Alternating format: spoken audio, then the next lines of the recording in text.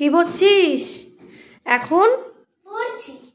কি পড়ছিস তুই এখন? কোনটা পড়ছিস? কালকে তো এক্সাম, হাফ ইয়ারলির কালকে ইংলিশ 1 এক্সাম, তো আজকে কি পড়ছিস? ইংলিশ 1ই পড়ছি, প্যারাগ্রাফ সব হয়ে গেছে। প্যারাগ্রাফ নিয়ে এতটাই চাপ আমার, আমি করতেই পারছি না। তো প্যারাগ্রাফ হয়নি না। তা কি পরীক্ষা দিবি কালকে তুই? জানি না।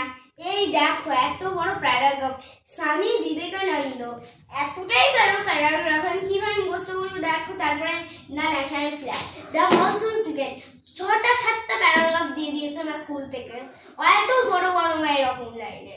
কিভাবে কবে মুখস্থ করবো মা? কাল পরীক্ষা, পরীক্ষায় তো যে হুট করে মা দিয়ে দিচ্ছে, যেটা ন্যাশনাল ফ্ল্যাগ দেওয়ার কথা ওটা মনসুন সিজন দিয়ে দিচ্ছে। এখন আমি কি করবো মা? কোনটা পড়বো?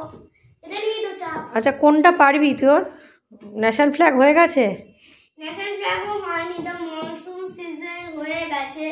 আর তারপরে মাই ফেভারিট স্পোর্টসটা হাফ হয়েছে। একটু কঠিন, ও হয়ে যাবে, একটু কঠিন না? ও একটু কঠিন, বাবা যা কঠিন, আমার হাত খুব খারাপ, এতটা বড় দেখো। আচ্ছা ঠিক আছে বাবা, বিছনাটার কি অবস্থা করেছিস রে? আর কি করবে, এত পড়া আমি যা তা সব করে দিয়েছি। এইভাবে বিছনায় বই খাতা ছড়িয়ে রেখেছিস, কেউ তো শুতেও পারবে না। শুতে হবে না, অন্য ঘরে আছে 4টে আরো রুম, ওখানে শুতে দিয়ে। কত তেজ ভাই। ঠিক আছে পড়, ভালো করে পড়। ভালো করেই পড়ি, কাল তো পরীক্ষা, ম্যামদের আর কি টেস্ট দেবে, লিখতে হবে, চেক করবে, বাজে মার্কস করে হাফ নাম্বার দেবে, পুরো নাম্বার আমার যাবে।